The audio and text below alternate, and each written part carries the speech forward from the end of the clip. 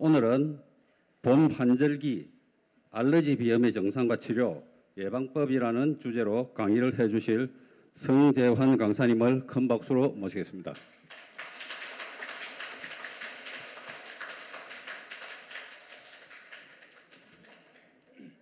이르면 이런 시간이고 좀 늦으면 늦은 시간일 수도 있는데 이렇게 많이 와주셔서 고맙습니다. 지금 제가 1년에 여러 번 강의를 다니는데 제가 다닌 강의 중에서 오늘 이 자리가 가장 연배들이 높으신 것 같습니다. 제 집에 계신 저희 어머니도 생각나고요. 자, 제가 처음에 이 강의를 부탁받았을 때 이제 강연을 받으시는 분들의 연령대가 어떻게 되냐고 여쭤봤더만 보통 한 50대, 60대, 많으면 70대도 있으시다고 말씀드렸습니다. 혹시 40대 있으세요? 있어요. 혼자 계시네요. 그리고 50대가 한 10분쯤 되시고, 그럼 대부분 60대십니까? 네. 난 제일 많다. 70대. 혹시 80은 없으시죠? 아이고 어머니. 열정이 대단하십니다. 예. 40대부터 80대면 지금 엄마와 딸이 같이 듣고 계시는 건데 이런 자리는 솔직히 저도 흔치 않습니다. 제가 오늘 강의를 맡아서 제가 주로 하는 쪽이 이비인후과 질환을 많이 보기 때문에 비염이라든지 코감기, 중이염, 냄새를 못 맡으신다 이런 분들을 제가 환자로 많이 봅니다. 근데 이 코 질환들이 누구나 다 있는 질환은 아니에요. 그래서 여기 계신 여러분들 중에 나는 코하고 이비인후과 질환은 아무 문제가 없어, 난 생활하는데 전 불편하지도 않아, 이런 분들도 계실 겁니다. 아마 그런 분들 더 많으시겠죠. 그래서 오늘 제 강의가 그런 분들한테 별로 도움이 안 되실 수도 있어요. 그래서 제가 이 이비인후과 질환만 설명드릴 게 아니고 지금은 이제 중년, 장년 넘어가시는 여러분들 나이에 꼭 필요한 것들, 생활에서 필요한 것들, 이런 것들도 제가 좀 챙겨왔으니까 그런 것들도 시간을 내서 여러분들께 제가 아는 만큼 설명을 드리겠습니다. 그러면 비염이 있으시고 불편한 것 있으신 분, 또는 본인이 그러시거나 아니면 가족 중에도 코가 좀 안 좋아요 이런 분이 계시면 먼저 일부에 나오는 비염에 대한 설명을 잘 들으시고 그걸 가지고 이제 가족들한테 티칭을 해주시도록 하고, 그리고 나서 2부에서는 이제 비염하고 상관없는 생활에서 이러이러한 점들은 이렇게 하시는 게 좋다, 저렇게 하시는 게 좋다, 그 설명을 들으시고 오늘 이 1시간 반 동안의 수업에 하나라도 건져 가셔서 여러분들의 생활에서 그것이 잘 접목이 돼서 좀 더 건강하게 지내실 수 있는데 도움이 되셨으면 하는 바람으로 오늘 강의를 시작하도록 하겠습니다. 저는 코비 한의원 부산 서면점의 원장으로 있는 성재환입니다. 제가 주로 이제 코비 한의원을 한 지가 지금 한 14년 됐는데 요즘 많은 분들이 지금 앉아 계신 분들은 주로 이제 거의 약은 다 드시죠. 웬만한 약들은, 그죠? 질병이 없으실 수 없는 나이들이 있습니다. 그래서 양약도 드시기도 하고 어디 관절이 안 좋거나 무릎이 안 좋다 이래서 한의원에 침 맞으러 다니시는 분들도 계실 겁니다. 저는 코 쪽으로 많이 보기 때문에 침은 잘 놓지는 않습니다. 물론 학교 다닐 땐 다 배웠죠. 근데 오랫동안 이비인후과 질환을 하다 보니까 침을 좀 소홀히 하게 됐는데,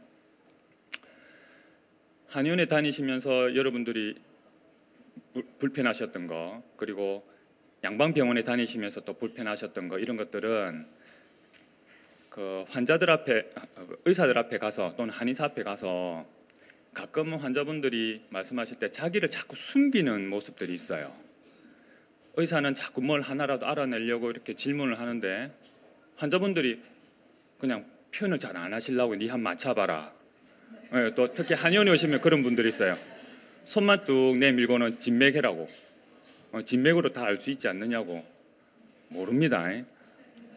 예전에 우리가 조선왕조실록 이런 데 드라마 보면 왕비가 임신했는지 회임이라죠. 회임했는지 알아보려고 발을 쳐놔놓고 손에다 실을 묶어가지고 실을 요래 손대고 보는 장면이잖아요. 그거 다 구랍니다. 그런 일 없습니다. 다 손을 짚고 그렇게 했습니다. 자, 이제부터 일단 첫 번째 강의인 알레르기 비염에 대해서 제가 설명을 한번 드리도록 하겠습니다. 혹시 이 중에 나는 코가 불편한 점이 있다. 한번 손 들어보세요. 자, 한 10대분 되시네요. 난 여지껏 살면서 코가 불편한 적은 없었다. 감기 때 말고.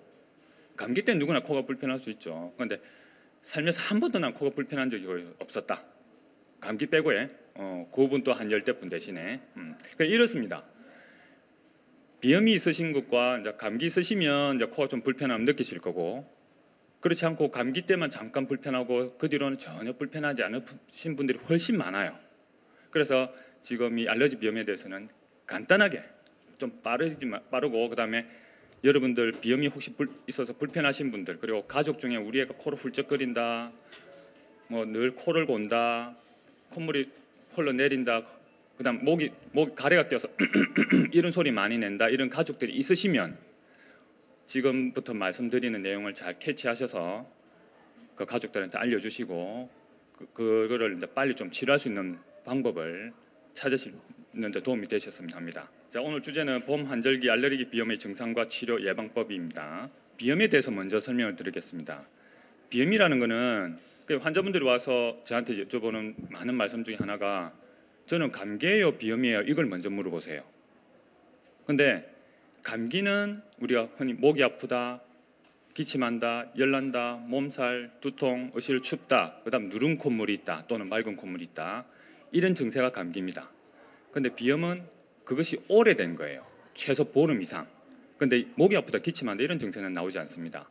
좀 더 뒤로 이제 이 화면이 넘어가면 감기와 비염을 비교하는 게 있는데, 비염이라는 거는 코 안에 정상을 벗어난 모든 비정상 상태를 비염이랍니다. 코 점막이 유난히 붉다, 코 점막이 유난히 하얗다, 생활 증세는 없어요. 근데 사진을 찍어보면 코 안이 붉다, 이것만 해도 비염이라고 말할 수 있어요. 근데 우리가 그 이비인후과나 내과 가시면 감기로 갔는데도 비염기가 있네요, 이런 말씀 들어보셨을 거예요. 그죠? 근데 그때 말하는 비염은 제가 지금 말하려고 하는 심각한 수준의 비염이 아니에요. 제가 말하려는 알레르기 비염이라든지 이런 쪽은 장기간의 치료를 필요로 합니다. 단기간에 뭐 짧게는 보름, 한 달, 두 달 이래 치료가 해서 낫는 질환이 아니거든요. 그래서 그냥 소아과나 내과나 이비인후과 가서 비염기가 좀 있네요 한다고 해서 너무 겁을 먹으실 필요는 없어요. 그럼 거기에다가 뭐 항생제를 준다든지 여러 가지 약을 주는데 그걸 먹는다고 해서 금방 그런 것들이 있던 비염기가 사라지는 것도 아니기 때문에 그렇습니다. 자, 요 설명을 보시면 뭐 콧물, 코막힘, 재채기, 그다음에 얼굴에 가려움, 코딱지 생긴다, 코피가 생긴다, 목으로 넘어간다, 여러 가지 이런 것들로 인해서 뭐 불면증이 생긴다든지 이런 것들이 생기는 모든 코와 관련된 질환들은 비염이라고 합니다. 우리가 흔히 코감기라고 표현하는 것들, 그것도 급성 비염입니다. 공식 명칭은 급성 비염이에요. 그럼 그거 가지고 이제 코감기로 갔는데 비염이네요 이러면 환자들이 먼저 겁을 먹잖아요. 난 감기인데, 아까 어머니처럼 난 감기 말고는 코 불편한 게 없었다 이러신 분인데 코감기로 갔는데 비염이네요, 비염기가 있어요, 이러면 우리 긴장을 하잖아요. 앞으로 그런 말에 너무 겁을 먹으실 필요는 없다는 말씀입니다. 자, 그리고 지금 보이는 이 그림은 비염에 대해서 이제 비염이 특히 알레르기 비염이 발생했을 때 어떠한 알레르기 유발 물질이 코에 들어와서 점막에 어떻게 작용하고 하는 것들을 보여주는 그림들입니다. 여기에는 이제 우리가 감기 걸렸거나 이랬을 때 세균이나 바이러스가 침투에 들어와서 점막에 염증 물질을 유발해서 그래서 콧물이 나고 하는 것들입니다. 그게 대한 설명이고요. 그러면 비염에는 어떤 게 있냐면 가장 흔한 게 알레르기 비염입니다. 그리고 두 번째로 혈관 운동성 비염이라고 있는데, 이거는 양의학에서, 제가 지금 양의학으로 하는 거는 이제 양의사들이 하는 그걸 말합니다. 저희가 한의사들이 하는 거는 한의학으로 제가 표현하겠습니다. 알레르기 비염과 혈관 운동성 비염은 증상은 똑같습니다. 근데 알레르기 비염은 우리가 알레르기란 말 다들 아시잖아요. 그럼 뭐에 알레르기냐 이렇게 묻잖아요. 우유다, 복숭아다, 뭐 복숭아만 먹어도 막 살이 두드러기 나고 이런 분들 계시듯이 이런 알레르기 물질이 확인이 되면 알레르기 비염이고, 이게 확인이 안 되는 분이 있어요. 그러면 그냥 혈관 운동성 비염이라 이름을 붙였어요. 그런데 한방에서는 이 이름을 쓰지는 않습니다. 그냥 양의사들이 붙이는 이름들이고, 그다음 또 흔한 것들이 비유성 비염입니다. 여기 계신 분들 중에도 아마 저녁에 코를 유난히 많이 고시는 분 계실 거예요. 그래서 남편분하고 각방 쓰시는 분도 계실 거고 또 남편이 유난히 많이 골아서 그러신 분도 계실 겁니다. 맞지? 그 코골이는 엄밀히 말하면 이 비유성 비염에 해당합니다. 비유성 비염 때문에 이제 코 안이 붓는다는 말 그대로 붓는다는 뜻인데 코를 골 수도 있고 그 다음에 이래 활동하는 사이에도 코가 막혀서 입으로 숨을 쉰다든지 그 다음에 자다가 편안하게 숨을 막 쉬다가 갑자기 이렇게 가만히 있어요. 그죠? 그게 수면 무호흡 증세거든요. 그러다 깜짝 놀래가 이 사람 죽는 거 아닌가 이런 생각도 들죠. 그런 것들이 이제 1시간 내에 30번 이상 나타나면 수면 무호흡 증세라고 진단도 내립니다. 그거는 전부 다 비유성 비염에 포함됩니다. 그리고 또 하나는 이제 위축성 비염이라는 게 있어요. 그리고 이 비염들이 오래되면 이제 만성 비염 이렇게 넘어가게 됩니다. 아까 말씀드렸던 대로 급성 비염은 코감기입니다. 그거는 뭐 심각하게 생각하실 필요는 없습니다. 그다음 조금 더 상세히 설명드리면 알레르기 비염은 지금 오늘 강의가 건데 이건 잠깐 뒤에 설명하겠습니다. 급성 비염은 아까 코감기라 말씀드렸고 만성 비염은 감기나 비염이 오래돼서 코 점막 상태가 빨갛게 충혈이 되거나 이렇게 변한 상태입니다. 증세는 일반적인 비염하고 증세는 거의 비슷합니다. 그런데 코 점막 상태를 확인하고 그렇게 했을 때 점막이 유난히 붉다. 그리고 많이 부어 있어요. 대체로. 그러면 이거는 만성 비염이라고 진단을 내릴 수 있습니다. 그리고 또 하나 이제 위축성 비염인데 위축성 비염은 흔치는 않습니다. 아마 여러분들 중에는 위축성 비염은 거의 없으실 거예요. 근데 이 위축성 비염은 50대 분들 중에는 아마 20대나 30 초반에 되는 따님들이 있을 겁니다. 이 위축성 비염 특히 그 나이 때 아가씨들한테 많이 생겨요. 20대 후반에 30 초반 아가씨들이 왜 생기냐면 이제 결혼이라든지 직장 문제로 고민을 많이 할 때란 말이죠. 그러면 남자만큼 고민 많이 남자보다 훨씬 많이 하잖아요. 저도 결혼해봤지만 하니까 남자 별 고민할 건 없어요. 여자들이 저희 집사님 고민을 많이 하더라고요.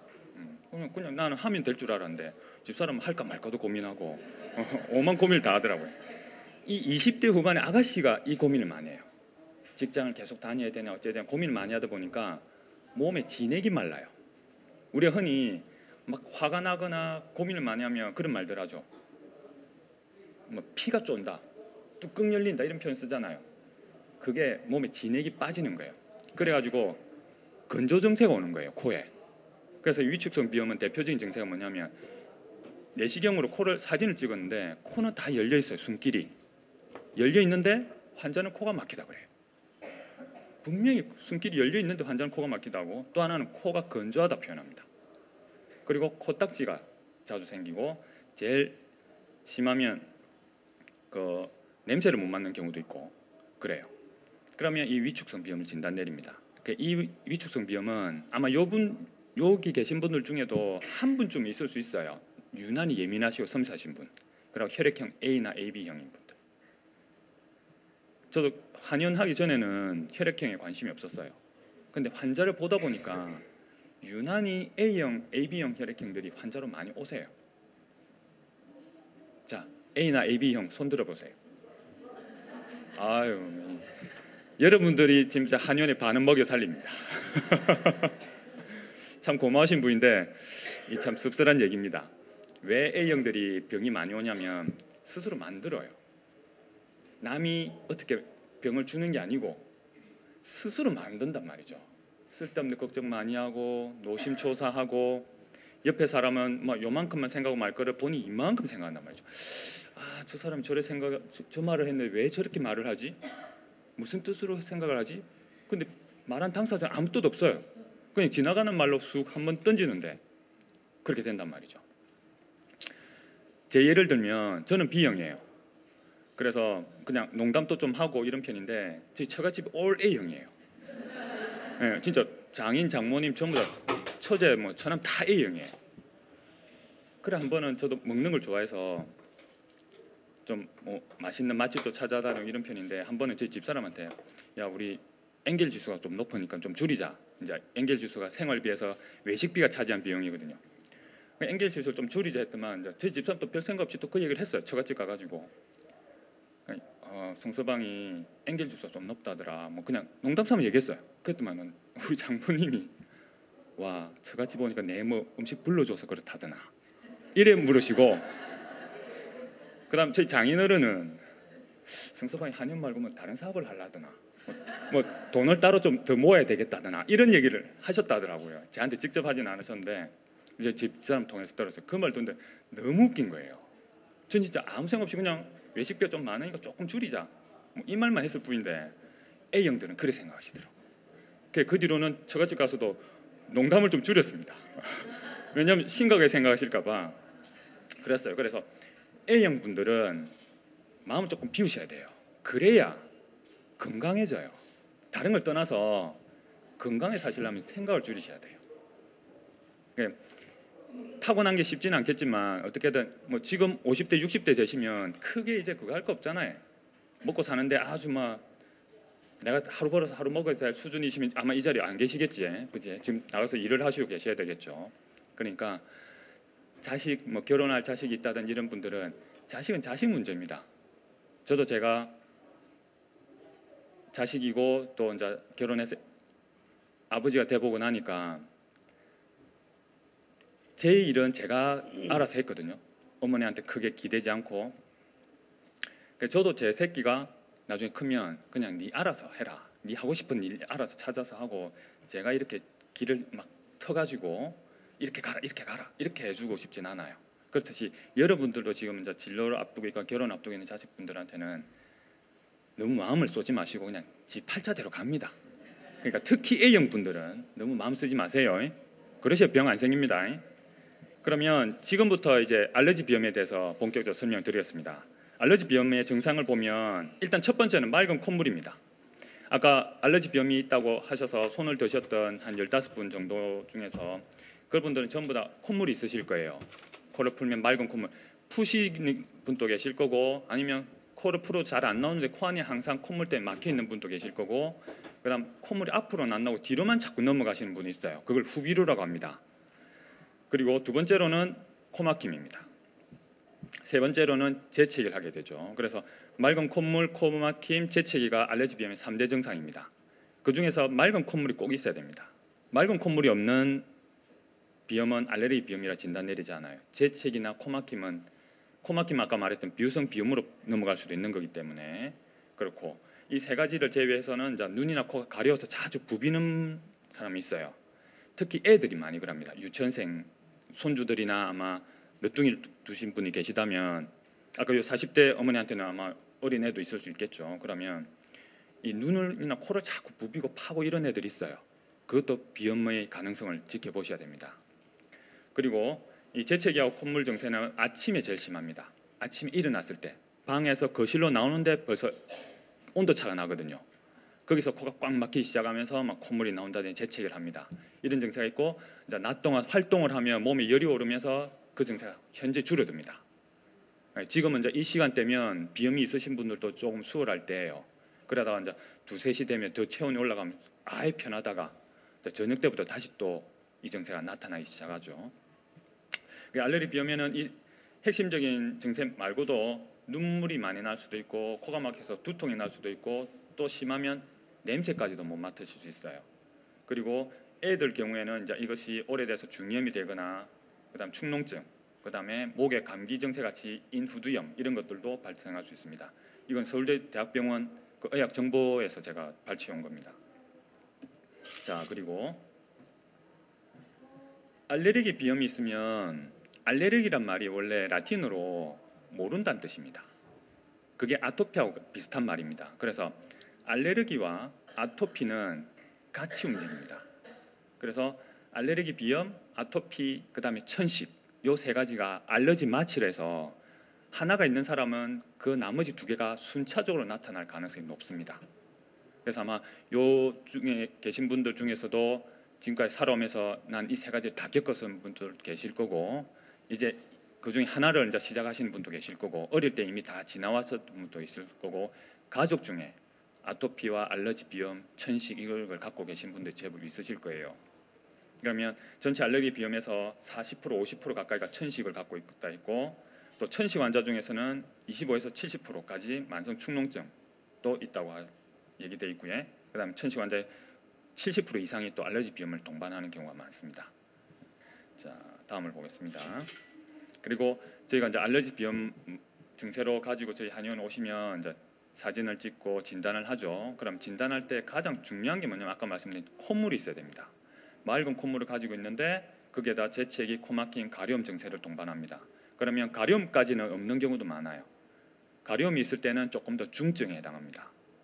그리고 이것을 말씀만 듣고 저희가 진단하는 게 아니고 이제 다음 사진에 나와 있듯이 이러한 내시경을 가지고 코 안을 들여다봅니다. 들여다보고 이것이 코 사진은 좋은데 이런 증세를 보이는 분도 있고 여기 보이는 이 치료 전 사진처럼 코가 팅팅 부었어요. 호흡하는 통로가 여기입니다. 여기 1, 2번이 오른쪽 코고 3, 4번이 왼쪽 코인데 요 2번, 4번이 좀 더 위쪽 부위예요. 코는 우리가 구조를 보시면 요 코 안에는 요 정도 45도 각도의 구멍이 있어요. 그 안에 이제 코살들도 있는데 가장 짧은 길은 딱 들어가서 바로 직각으로 꺾여서 이렇게 내려가는 게 가장 짧겠지만 공기는 실제는 이렇게 돌아서 들어갑니다. 그래서 요 위가 위쪽이 호흡하는 통로예요. 그럼 이 위쪽이 지금 치료 후에 요 사진처럼 이렇게 열리면 숨쉬는데 아무 지장이 없어져요. 근데 지금 엄청 좁죠. 그래서 요 정상 코살, 중비각계란 코살이 보이지 않아요. 그러니까 이런 분들은 아예 코로 숨을 못 쉬시는 거죠. 그래서 입 벌리고 숨 쉽니다. 그러니까 늘 입을 해 벌리고 있거나 어른 중에도 그러신 분이 있고 특히 이제 어린애들은 이런 증세가 좀 많죠. 그렇습니다. 그리고 점막을 살펴보면 하얗게 변해 있어요. 우리가 물에 손을 오래 담그고 있으면 손이 쭈글쭈글해지면 희지죠. 그지?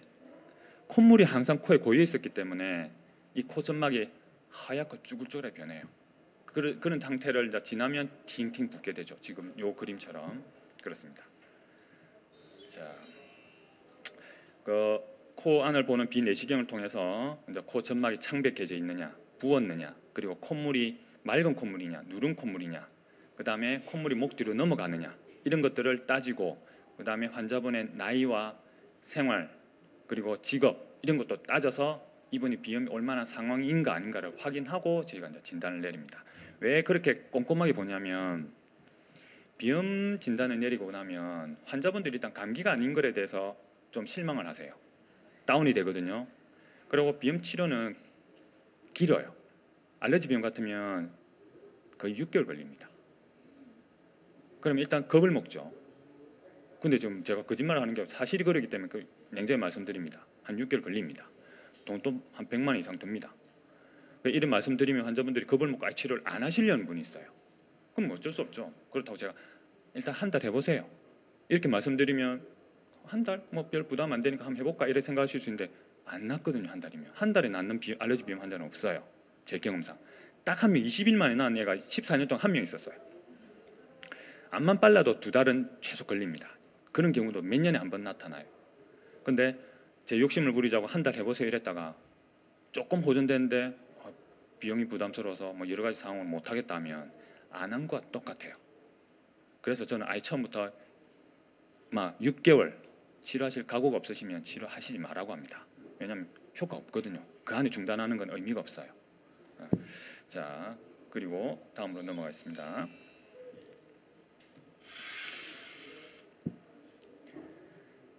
자, 비염의 원인으로 이제 넘어가면 비염은 사실 아까 지금 보고 있는 알레르기 비염에 있어서는 가족력이 큽니다. 부모님 중에 누가 비염이 있었느냐 아니면 조부모님, 고모, 이모 중에 비염이 있었느냐가 유전에 아주 큰 영향을 줘요. 그러면 어린애들은 주로 유전성이 있으면 유치원생 이전에 나타납니다.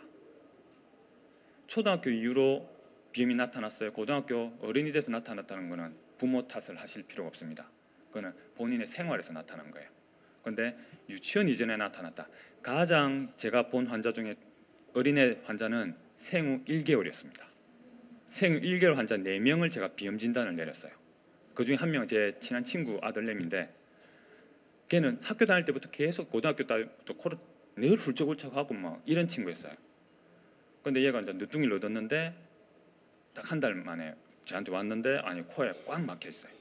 걔는 그 아기는 날 때부터 코가 막혀 있었어요. 그래가 우리가 나면은 그 튜브 가지고 입에 넣어서 침 같은 거 빼내주면서 애 울리도록 하잖아요.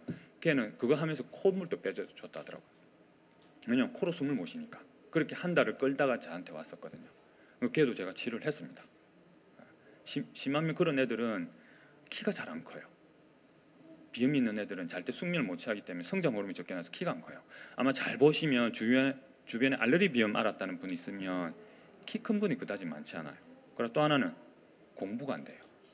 머리가 띵하고 늘 코로 훌쩍거려야 되고 이러면 집중력이 안 되기 때문에 공부하기 어렵습니다. 암만 하고 싶어도 성적이 안 되죠. 자, 그리고 또 하나는 감기입니다. 사실 우리가 흔히 말하기로 감기가 만병의 근원이라 하지 않습니까? 그 감기가 오래되면 비염으로 진단해요. 그래서 감기가 보름 이상 넘어갔다, 목 아프다, 기침 이런 건 없어졌는데 코 증세가 남아있다 이러면 비염으로 간 거라 보셔야 돼요. 그래서 무조건 감기가 있으면 빨리 잡으셔야 돼요. 오래 끌면 안 돼요. 그리고 이제 여러 가지 환경이 있습니다. 직업상 뭐 추운데 근무한다든지 주야가 바뀌는 일을 한다. 예를 들어서 소방관, 경찰, 간호사, 대학병원 근무하는 뭐 3교대 간호사 이런 분들은 제 환자분에 많은데 잘 안 나아요. 평균적으로 한 달 이상 더 걸려요. 다른 분들보다. 밤낮이 바뀌는 일은 건강에 정말 안 좋습니다. 자, 그리고 또 하나는 이제 네 번째는 잘못된 생활 습관. 뭐 이거는 찬 거를 많이 먹는다든지 밀가루 음식을 많이 먹는데 평소에는 드셔도 돼요. 근데 비염기가 있거나 감기 있을 때는 찬 거 밀가루 음식은 절대 드시면 안 돼요. 그러면 무조건 안 낫습니다. 자, 그리고 또 영양 불균형. 이거는 사실 옛날 말이고 요즘은 뭐 못 먹는 사람들은 별로 없잖아요. 살이 찔까봐 안 먹는 것뿐이지. 뭐 세 끼를 거의 최소 2끼 이상은 먹지 않습니까? 그죠? 그러니까 뭐 근데 여기서 이제 써놓은 거는 고지방이라든지 고탄수화물 이런 것들이 이제 몸의 밸런스를 깨는 음식들이거든요. 고지방을 많이 하면은 몸에 찌꺼기가 많이 생깁니다. 그리고 탄수화물 우리가 밥이나 국수 같은 걸 많이 먹으면 당뇨도 오지만 고지혈증도 옵니다. 그런 것들로 인해서 몸의 면역력이 떨어져서 비염이 발생하는 경우도 있습니다. 자, 그리고 다음으로 가겠습니다. 이제 알레르기 비염의 원인 중에 아까 말씀드렸던 유전적 요인이 첫 번째가 있고 부모 한쪽만 있어도 50%입니다. 그리고 아빠 엄마가 다 비염이 있다 75%입니다. 그런데 부모가 비염이 없는데도 일반적으로 15%의 확률로 비염을 갖고 태어납니다. 자, 그리고 이제 알레르기 비염에 대해서 양방 의사가 보는 관점은 뭐냐면 뭐에 알러지냐는 겁니다. 아까 알러지 비염과 혈관 운동성 비염을 제가 비교해 드렸는데 뭐에 알러지가 나타나면 알레르기 비염, 뭐가 나타나지 않으면 혈관 운동성 비염이에요. 그런데 알레르기 검사를 하기 위해서는 항원 검사를 하는데 지금은 등에다가 그 항원 물질을 80가지 정도를 검사합니다. 가장 흔한 게 진먼지 진드기, 꽃가루, 배설물 이런 것 있죠. 이제 곧 좀 있으면 4월달 일이 되면 이제 꽃가루 또 날릴 겁니다. 그때 되면 막 눈이 가렵고 아마 외출하기 힘드신 분들도 계실 거예요. 자, 그런데 이러한 여러 가지 항원 검사에 알레르기로 나오는 게 있지만 이 검사조차 할 수 없는 게 있어요. 여러분들 중에도 아마 찬바람만 쑥 지나가면 콧물이 찔 흐른다. 또 따뜻한 음식을 드시기만 하면 콧물을 줄 흐른다. 그래서 밥 먹을 때마다 코를 여러 번 풀어야 된다면 반드시 있습니다. 그리고 또 하나 매운 음식 먹으면 유난히 땀이 아니고 콧물이 유난히 많이 난다는 분도 있어요. 이거는 항원 검사에 걸리지 않아요. 검사 대상도 아니고. 그러면 이런 분들은 알러지가 아니기 때문에 이제 혈관 운동성 비염이라고 얘기를 하죠. 자, 좀 더 많이 보자면 알레르기 애완동물, 개, 고양이 이런 동물들 털이죠. 그리고 진먼지 진드기, 꽃가루, 곰팡이, 그리고 먹는 아까 복숭아라든지 여러 가지 음식들 있죠. 우유. 그래 우리가 음식들 사면은 맨 뒤에 설명문에 이 제품은 우유, 뭐 콩, 뭐 하고 같이 제조하는 시설에서 제조됩니다. 이런 설명 있잖아요. 그게 불과 한 15년 전에 없었어요. 그 문구가. 미국에서 시작된 거거든요. 미국에서 모르고 먹었다가 죽는 경우가 제법 나타나가지고 그걸 의무적으로 넣게 됐어요. 그걸 이제 우리나라도 따라하는 건데 실제로 그런 분들도 있죠. 뭐 우리 흔히 말로 아들이 잘못되면 그냥 재수 없이 죽는 거죠. 자, 그리고 또 남편분들 태우시는 담배 연기 때문에 비염 증세가 나타날 수도 있고, 그 다음에 환경적인 요인으로 여러 가지 뭐 오염물질도 많고 요즘 같은 미세먼지. 지금 한 분 마스크 쓰고 계시네. 여기는 좀 덜한 것 같은데 지금 오늘 미세먼지 엄청 심하죠. 반드시 마스크 쓰고 다니세요. 저도 쓰고 다닙니다. 그러셔야 돼요. 저는 이제 49인데 그래도 뭐 40대 한 분 빼고는 다 저보다 연상이신데 어떻게든 스스로 보호하지 않으면 이제는 환경이 너무 안 좋기 때문에 병 걸리면 병원비만 계속 들어요. 그러면 나이 들어서 제가 몇 년 전에 본 기사에 우리나라 노인분들은 뭐 아직 노인 아니신 분들 많지만 노인분들이 65세부터 병원 생활로 20년을 산다고 나와 있었어요. 그건 정말 할 짓이 아니잖아요. 어떻게든 건강하게 움직일 수 있고 그다음 자다가 조용히 죽는 거 그게 가장 좋은 삶이지 않습니까? 그러려면 스스로 방어를 하셔야 돼요. 누구를 믿어서도 안 되고 누구의 도움이 필요하지 말고 내 스스로 생활을 건강하게 할 수 있는 방법을 잘 터득하셔서 그대로 실천하시면 됩니다. 자, 그리고 이런 항원 물질들이 코로 들어와서 이것이 코나 목이나 이런 데를 자극해서 비염 증세가 나타난다고 되어 있습니다. 그리고 환경 상황으로는 잦은 감기를 오래 끌어서 가끔 이미 감기하고 관련된 얘기들을 많이 듣는데 어린애들 환자가 왔을 때 제가 얘는 비염이에요 이런 말씀드리면 엄마가 의아해서 예? 이라는 엄마들이 제법 있어요. 우리는 감기인데요. 근데 그 감기를 1년 12달 해요. 감기약을 조금 먹고 나면 괜찮다가 다시 돌아서면 또 이 증세가 나타나는 거예요. 그럼 엄마는 또 감기약 먹어요. 해열 진통제, 소염제, 가래 제거제, 진해제 이런 걸 먹이죠. 그걸 계속 반복하고 오는 거예요. 그래서 제가 비염이라 내리면 야가 과잉 진료하는 거 아닌가 이런 생각을 하시더라고요. 근데 걔는 이미 감기 단계를 완전히 넘어선 애예요. 감기약만 써가지고 잠시 증세 줄였을 뿐이지 마취시켰을 뿐이지 근본 치료 전혀 되지 않는단 말이죠. 그래서 손주들이나 자녀분들 중에 유난히 감기를 오래 한다, 자꾸 반복한다, 그러면 반드시 비염을 의심하셔야 됩니다. 자, 그리고 이제 벌써부터 시작된 이제 환절기에 기온차의 변화에 따라서 지금 보면 패딩을 입고 계신 분도 있고 그냥 스웨터 같은 거 하나만 입고 계신 분도 있고 목도리까지 하신 분도 있고 모자 쓰신 분도 있고 다양합니다. 지금 계절이 그런 때예요. 그지? 아까 오다가 제가 여기 오면서 길을 보니까 아예 파카에 후드까지 덮어 쓰고 있는 친구도 봤는데 요즘은 날씨가 지금 거의 한 15도 이렇게까지 올라가기 때문에 이 두터운 옷은 이제 조금 안 맞죠. 근데 아직까지는 조심하셔야 돼요. 이게 일교차가 점점 커지면 10도 이상 나면 얇은 옷을 여러 개 갖고 계시다가 조금씩 벗고 지금 요 앞에 계신 분처럼 얇은 패딩 같은 거 그거 가벼우니까 그거 입고 계시다 조금 더우면 살짝 벗고 다시 입으시고 그렇게 하시는 수준이 좋습니다. 아직까지 4월까지는 좀 그렇게 하세요. 자, 그리고 또 하나는 이제 스트레스입니다. 이건 뭐 만병의 근원이라니까 더 이상 설명드릴 필요도 없겠지. 그리고 공기 오염. 우리 환자분들 중에 특정한 가게를 하시는 분 중에 많이 오신 분이 옷가게입니다. 옷가게 하시는 분들이 비염을 많이 겪어요. 그 옷 섬유에 먼지들이 많이 생기더라고요. 그래서 아마 여러분들도 이제 겨울이 이제 끝나가니까 옷장 정리 한번 하셔야 되죠. 그럼 옷장 정리 하다가 막 재채기 콧물 줄줄 하시는 분이 있어요. 반드시 있어요. 1년 동안 남을 때는 괜찮다가 그때 유난히 막 심해가지고 눈이 벌거이 되고 이런 급해 막 뛰어오시는 분도 있어요. 자, 그리고 또 하나는 이제 냉동 창고라든지 이런 추운데 계속 계신 분들은 이런 증세가 나타납니다. 그리고 아마 요 자녀분들 중이나 아니면 본인도 그런 근무하시는 분들이 계시는데 은행 근무하셨던 분들, 은행은 1년 12달 에어컨 아니면 난방기예요. 그지? 지금은 난방기를 틀 거고 이제 조금 날이 더워지면 에어컨 계속 틉니다. 이분들이 제일 안 나요. 환자들 중에서 은행원이 제일 안 나요. 진짜 부끄러운 얘기지만 10명 오시면 많이 안 났습니다. 좋아지긴 하는데 깔끔하게 끝이 잘 안 나요. 그럼 다른 분은 6개월 안에 끝나는데 이분들은 막 8개월, 10개월 이래 가요. 이 은행 다니시는 분들이 돈은 많이 벌던데 병이 잘 안 났더라고요. 자, 그리고 이제 한약적인 원인을 설명드리겠습니다. 알레르기 비염은 한방에서는 폐기운이 떨어져 있고 폐가 차가워서 생긴 증세예요. 동의보감 비문에 보면 코에서 맑은 콧물이 흐르는 것은 폐가 찬 경우에 속한다.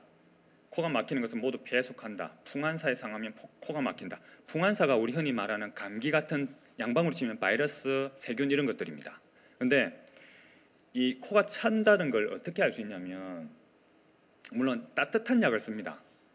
몸이 차서 생긴 병에는 저희가 따뜻한 약을 써서 놔주고 그 약이 제대로 들었을 때 나은 걸 보면 아, 이 사람이 찬 게 맞았구나 확인을 할 수 있겠죠. 그러면 여자분들이시니까 또 하나 확인할 수 있는 게 뭐냐면 내 몸이 차냐 안 차냐를 확인하는 방법이 맑은 냉이 나오는 분이 있어요. 냉이 여러분들 중에도 있을 수 있고 자녀분들 중에 있을 거예요. 냉이 나오는데 맑은 냉이 나오면 자궁이 찬 거예요. 그래서 몸에서 맑은 거, 눈물이 지나치게 많다, 맑은 콧물이 유난히 많다, 침을 많이 흘린다, 그 다음에 맑은 냉이 나온다는 전부 다 찬 겁니다. 그분들 무조건 따뜻하게 해주셔야 돼요. 아시겠죠? 그리고 또 특히 여자분들이 몸이 차면, 젊은 친구들이 몸이 차면 불임이 와요. 자궁이 얼어 있기 때문에 임신이 안 돼요. 그리고 손발 차다 이런 분들도 혈액순환도 안 되지만 전체적으로 속이 찬 거예요. 그래 특히 맥주 드시면 맥주를 뭐 평소 주량 정도 먹었는데 다음날 변이 묽어진다, 설사까지 간다, 이분은 거의 100% 속이 차다고 보시면 돼요. 그럼 병이 많이 생깁니다. 근데 또 몸에서 누런 게 나와요. 고름 같은 거, 콧물도 누런 콧물, 축농증은 누런 콧물, 냉도 누런색이 나오면서 냄새 심하고 이런 건 열이에요. 그건 열등거예요. 그건 또 열을 치는 약을 쓰거나 아니면 열을 견제해 줄 수 있는 성분을 보하는 약들을 써야 돼요. 그래서 제가 항상 환자분들을 하고 이렇게 상담을 할 때 강조하는 얘기 중에 하나가 내 몸에서 나오는 거의 색깔을 꼭 보셔야 돼요. 콧물, 냉, 침, 가래, 소변, 대변까지. 그래서 요즘 비데 쓰시는 분 많잖아요. 그러면 치 쏘고 그냥 푹 내리가 삐죠. 보도 안 하고 내 똥 색깔이 황금색인지 시커먼는지 핏빛인지 이게 물은지 단단한지 보시지도 안 하고 내려. 그러고 휴지로 닦고 그냥 똥에 덮어버리죠. 보기 싫다고, 더럽다고, 그죠? 저희 집사람도 저희 딸내미 기저귀도 안 볼라 그랬었어요. 전 기저귀 갈아주다 손에 똥도 끼고 이랬었는데 저는 똥 보고 이런 거 전혀 뭐 비상호 이런 거 없거든요. 아, 내가 한의사 하는 게 참 맞는갑다. 환자들 뭐 고름 보고 똥 보고 이런 게 전혀 뭐 어색하거나 비상하지도 않아요. 그래서 일단 몸에서 나오는 거 반드시 확인하셔야 돼요. 갑자기 대변 색깔이 달라진다, 모양이 달라진다, 염소똥처럼 나온다, 이런 것들은 전부 다 병이 있는 겁니다. 기운이 없거나 다른 몸에 이상이 왔다는 거기 때문에 남녀노소 불문하고 반드시 내 몸에서 나오는 거는 색깔을 꼭 보시고 모양을 꼭 보세요. 그거 아주 중요한 사항입니다. 자, 한의학에서 아까 말씀드린 알레르기 비염을 차게 보기 때문에 따뜻하게 해주는 치료를 하게 됩니다. 자, 아까 잠시 말씀드렸던 것 중에 알레르기 비염과 감기 구별법입니다. 감기는 목 아프다, 기침한다, 열난다, 몸살, 두통, 어실 춥다 이런 증세 보이면서 누른 콧물이 있을 수도 있고 맑은 콧물도 있을 수 있어요. 그리고 중요한 거는 증세가 보름 이내입니다. 우리 흔히 그런 말 하잖아요. 감기는 치료하면 일주일, 약 먹으면 7일 이래 얘기하잖아요. 뭐 똑같은 말이잖아요. 그래서 지금은 좀 늘었어요. 제가 어릴 때만 해도 그래 말을 했는데 지금은 거의 보름 이내 좀 길어졌어요. 감기 증세가 대부분 보시면. 그래서 근데 보름 이내 나아야 감기고 보름 이내를 넘어가면 일단 비염으로 갑니다. 그래 감기는 치료하지 않고 그냥 좀 쉬고 이렇게만 해도 낫죠. 근데 알레르기 비염은 기본적으로 맑은 콧물, 그 다음에 코막힘, 재채기 있으면서 최소 보름 이상이 돼야 돼요.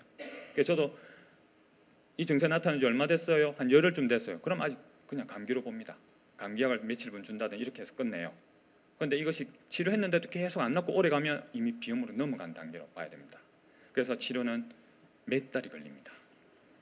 그래서 아까도 잠깐 말씀드린 대로 감기를 오래 끌면 돈이 하여간 많이 들어요.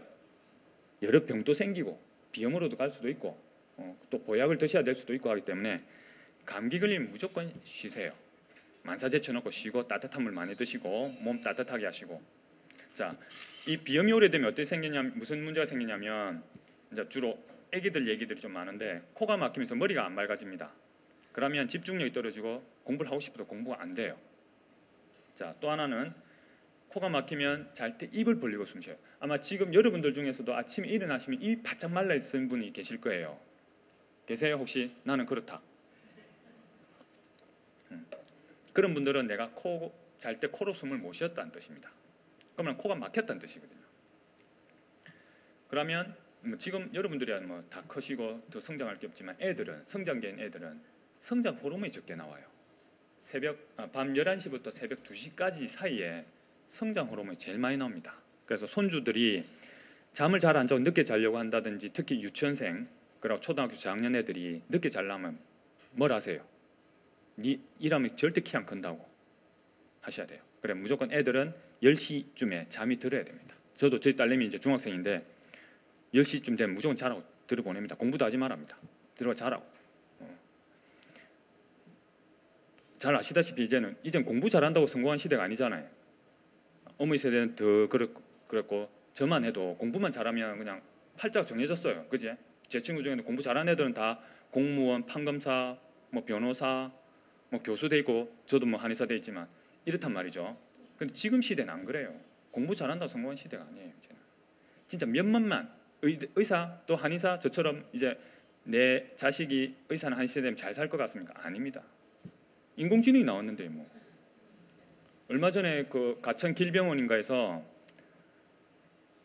환자를 한 분을 두고 인공지능하고 의사들이 변증을 했어요.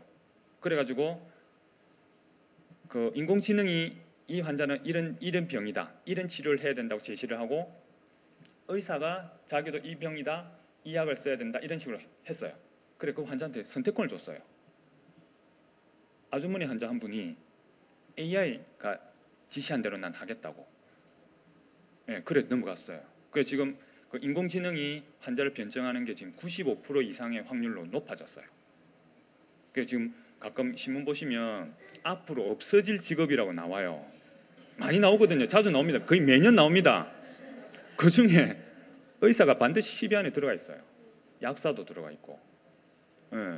우리 흔히 예전에는 공부 잘해서 가면 뭐 거의 뭐 잘 사는 직업이었잖아요. 이제는 안 그렇습니다. 달리 생각하셔야 돼요. 특히 어린애들 있는 집에서는 특히 손주 있으신 분한테는 하고 싶은 걸 해라고 시키세요. 그래야 내가 하고 싶은 거, 내가 좋아하는 일을 잘하는 게 최고 좋은 일이잖아요. 그래서 너무 공부만, 저는 사실 우리 딸내미 아직 학원도 안 보냅니다. 중학생인데 그냥 네가 하고 싶은 대로 한번 해봐라고 놔둡니다. 그래서 나중에 저는 좀 팔자를 믿거든요. 여러분 중에 아마 결혼하실 때 궁합 사주 보신 분 많을 거예요. 저도 궁합 사주 보고 결혼했습니다. 실제 저도 한의대 다니면서 공부도 했고 철학하고 동양 철학하고 사주, 주역 공부를 했거든요. 그래서 제가 공부를 했으니까 저는 믿어요. 그래서 저희 집사람하고 결혼할 때도 이미 사주 다 보고 결혼했습니다. 저는 팔자를 믿기 때문에 그냥 타고난 대로 가는 거예요. 억지로 한다고 절대 안 바뀝니다. 자, 그렇습니다. 그래서 애들이 비염이 있으면 공부도 안 되고 키도 안 크니까 꼭 명심하시고, 그 다음에 콧물이 많아서 목들이 자꾸 넘어가면 이게 기침을 유발해요. 그래서 이비인후과 가면 후비루 증후군이라고도 듣고, 그 다음에 또 하나는 역류성 식도염 진단을 받아요. 역류성 식도염. 나는 음식을 먹을 때 속이 탄 것도 없어. 근데 기침을 해. 근데 기침을 해서 진해제라는 약약을 먹었는데도 기침이 안 사라져요. 그러면 의사가 마지막으로 하는 말이 역류성 식도염인 것 같습니다. 이래줘요. 실제 들어보신 역류성 식도염은 거의 제가 보니까 어른 중에 한 20명 중에 한 분이 있어요. 이래 상담을 하다 보면 역류성 식도염 약을 먹었었어요. 지금도 먹고 있어요. 뭐 이런 분들이 제법 있거든요. 근데 그건 역류성 식도염으로 나타난 게 아니고 비염 때문에 나타나는 거예요. 비염으로 콧물이 넘어가서 그래서 나타나는 기침이거든요. 그래 그것도 가래로도 나오고. 자 그리고 이거로 인해서 가래를 이제 뱉게 되는데 또 가래를 못 뱉는 분이 있어요. 그거는 한방에서는 매기라 불러요. 매실씨가 걸려 있다. 그래 해도 잘 안 나오고 꼭꼭 삼키려 해도 안 삼켜지고 늘 목에 걸려 있어가 불편하다 이런 분이 제법 있어요. 거의 한 70대 어르신들한테는 제가 본 바로는 한 5분 중에 1분 이상은 있어요. 가래가 끼가 죽겠다고, 누우면 더 심하다고 이래 말씀하세요. 그런데 그분들은 대체로 아까 말한 A형 같은 분이 많아요. A형이신 분은 참 좀 절망이시겠는데 제가 다른 혈액형은 아예 환자한테 안 물어봅니다. 기록도 안 해놔요. 차트에. A형, AB형은 기록을 딱 해놔요. 그분들이 여러 가지 문제를 자꾸 갖고 오시거든요. 그러나 그분들도 단골이 되시기 때문에 기록을 해놔야 됩니다. 자 그리고 또 하나, 코가 막혀서 입으로 숨쉬게 되면 충치가 생깁니다. 그 다음에 입에서 냄새가 많이 나고, 그 다음에 목소리가 빨리 가요. 박경님이 아시죠? 여자지만 막 이렇잖아요. 고등학생 때부터 그 목소리였잖아요. 그래 돼요. 일찍부터 목 자체가 건조해져 가지고 성대가 갈라지고 이래 되면서 입 벌리고 숨 쉬는 습관이 되면 그래 돼요. 그 다음에 목 감기를 많이 하게 되고, 또 하나 아래턱이 앞으로 이렇게 나면서 이제 부정교합이 되죠. 그리고 더 진행되면 영문명으로는 아데노이드 페이스라는데 말상 얼굴이 돼요. 이 아래턱을 당기는 이 근육이 늘어져 가지고 얼굴이 이만큼 길어져요. 이문세가 돼요. 이문세, 유열 이런 친구 있잖아요. 그런 얼굴이 돼요. 그거는 한번 그리 바뀌어 버리면 그거는 다시 돌아올 수가 없어요. 다른 식구들은 다 얼굴 동그랗고 이런데 유난히 이렇게 긴 얼굴이 있어요. 그럼 물어보면 거의 비염으로 인해서 입 벌리고 숨 쉬었다고 얘기를 해요. 자, 그렇습니다. 그리고 제가 이제 코비 한의원 하니까 저희 한의원에서 이렇게 치료하는 내역들인데, 코호흡이 이 알레르기 지금 다음 거 하고 잠깐만요. 요거 먼저 하고 제가 하겠습니다. 알레르기 비염 치료에 있어서는 양방 한방이 보는 관점은 같습니다. 면역계 질환이에요. 우리가 아까 감기로 비염이 잘 오거든요. 그럼 감기가 걸리는 거는 우리가 흔히 말씀하듯이 면역력이 약해져 있다 이렇게 표현하시잖아요. 그죠? 그거예요. 면역력이 떨어져 있기에 발생하는 거예요. 그 면역력은 우리 몸 전체의 밸런스가 깨진 거예요. 어느 한 부분이라도 깨지면 그 면역력이 떨어진 거예요. 그래서 한방에서 보는 알레르기 비염은 폐의 밸런스가 깨졌기 때문에 폐 면역력이 떨어진 거고, 그 다음에 또 다른 간 질환이 있으면 간의 밸런스가 깨져서 면역력이 떨어진 상태인 거죠. 그런데 양방에서도 면역계 질환이라고 보는데 치료 접근 방법이 완전히 달라요. 면역력이란 말이 다른 말로 하면 내 몸의 방어력이거든요. 말 그렇잖아요. 그럼 방어력은 나라로 치면 국방력이에요. 군인이 이 몸을 딱 국경을 보호하고 하는 거잖아요. 그런데 그거는 그 군인은 나라 밖에 있습니까? 나라 안에 있죠. 내 나라를 지키기 위해서 내 나라 안에 있단 말이죠. 우리나라 군인을 주한미군이라 부르지 않잖아요. 우리 국군이라 부르잖아요. 주한미군은 언제든지 떠나갈 수 있잖아요. 맞죠? 그런데 양방에서는 면역계 질환이고 내 몸의 방어력이란 말은 하는데, 아까 치료는 뭘로 하냐면 외부의 물질을 봐요. 아까 말씀드렸죠. 진먼지, 진드기, 꽃가루, 바퀴벌레 배설물, 동물의 털 이런 걸 따진단 말이죠. 그럼 그거를 일단 막도록 해요. 자, 그래서 이비인후과 가시면 알레르기 비염 치료하는데 첫 번째 회피입니다. 이 내용은 이비인후과 전문의들이 보는 교과서에 나와 있어요. 회피입니다. 그래서 항원 알레르기 유발 물질을 피해라예요. 진먼지 진드기 매일 청소해요. 제일 심한 분은 300만 원짜리 진먼지 진드기 청소기를 사신 분도 제가 봤어요. 우리 환자 중에. 그래서 제가 그거 다시 중고로 다시 팔고 제 치료 받으시라 치료됐어요. 김해에서 오신 분인데 그분이 진짜 기억이 나요. 그다음 또 하나 애완동물. 제가 한 10년, 11년쯤 됐네요. 그 아주머니 한 분, 60대 아주머니인데 남편하고 일찍 사별하고 자녀 2분을 키우고 출가시켰어요. 혼자 사시는데 외로워가지고 개를 키웠어요. 그 말 그대로 그냥 반려견이잖아요. 근데 비염 증세 생긴 거예요. 그 이비인후과 갔더만은 항원 검사하니까 개털 알러지가 나온 거예요. 개 키우세요? 네. 개 버리세요. 지금 제가 거짓말로 지어낸 게 아니고 제 환자 케이스입니다. 그대로. 개 버리세요. 그 아줌마 근데 지금 혼자 살면서 개를 3년 동안 키웠는데 저 식구인데 진짜 말 그대로 반려인데 개를 버리니까 이 아줌마가 그냥 섭섭한 거예요. 그러다가 시간 좀 지났다 이제 저한테 오셨는데 개 키우고 계셔도 된다고 치료해서 6개월 치료하시고 개 키우고 삽니다. 그 차이가 뭐냐면 양방에서는 이 피라 하지만 한방에서는 개가 있든 고양이가 있든 심할 때는 조금 이렇게 마스크를 쓰고 차단하시면 되지만 몸이 점점 치료를 해서 좋아지면 내 몸 자체가 튼튼한 방어력이 생기기 때문에 개털이 내 몸에 자극을 줄 수가 없어요. 그게 치료예요. 좀 이따 설명을 드리겠지만 이제 양방과 한방의 차이점이 그거예요. 그 다음에 회피를 해보라고 해놔놓고 피해라 해놓고 안 되면 두 번째 약물을 써요. 그 약물이 코가 막히면 혈관 수축제를 씁니다. 아마 광고에도 자주 보실 거예요. 오트리빈이라고. 코가 팍 뚫리면 뻥 뚫리면서 광고도 나와요. 그게 30초에서 길면 한 1분 30초 안에 코가 열리거든요. 그거는 강제로 혈관을 팍 줄여줘요. 그런데 이거는 약효 지속 시간이 짧아요. 몇 시간이 안 돼요. 그럼 하루에 몇 번 뿌리셔야 돼요. 자꾸 뿌리면 또 내성 생기고. 그 다음에 두 번째가 가장 많이 쓰는 게 항히스타민제입니다. 여기 보이시는 이거. 이거 넘어가 버렸네. 이 약이 지르텍, 액티피드, 하벤, 오트리빈, 그 다음에 콘택 600. 다들 감기에 드셔보신 적 다 있는 이름들 아닙니까, 그지? 자, 이 약은 무슨 약이냐면 쉽게 간단히 설명드리면 마취제예요. 작용을 달리하는 마취제예요. 양약에서 아까 말씀드린 대로 외부 물질이 내 코에 들어오면 코에서 이걸 감지를 해가지고 뇌로 전달이 돼요. 그럼 뇌에서 뭐가 들어왔으니까 얘를 씻어내라, 막아라, 이렇게 해서 콧물이 흘리고 코를 붓게 하고 재채기를 해서 떨어내는 작용을 하는 거거든요. 이 방금 말씀드린 이 세 가지 증세는 내 몸이 스스로 보호하는 반응이지 병이 아니에요. 그 자체로는. 근데 이 항히스타민제 하는 일은 코에서 뇌로 가는 이 연결 라인을 딱 차단시켜줘요. 그러니까 뇌가 아무것도 못 느끼죠. 연락이 안 오니까 아무 일 없는 것 같다 이런 거예요. 그러니까 코를 부을 일도 없고 콧물을 쏟아낼 일도 없는 거예요. 근데 이 차단됐던 힘이 싹 약해 떨어져 풀리면 반응이 다시 또 순간 나타나는 거예요. 그래서 이 항히스타민제는 드시면 맨 처음 먹을 때는 3일 함부로 먹고 3일 동안 괜찮다가 시간 지나면 이틀만 괜찮고 한번 먹으면 하루만 괜찮고 매일 먹어야 되고 그런 상태가 돼요. 그게 이제 내성이 생기는 거예요. 지금 제가 하는 말이 의심스러우시면 컴퓨터를 잘 다루시면 네이버 지식인을 물어보셔도 되고 가시다가 약국 들러서 한번 물어보세요.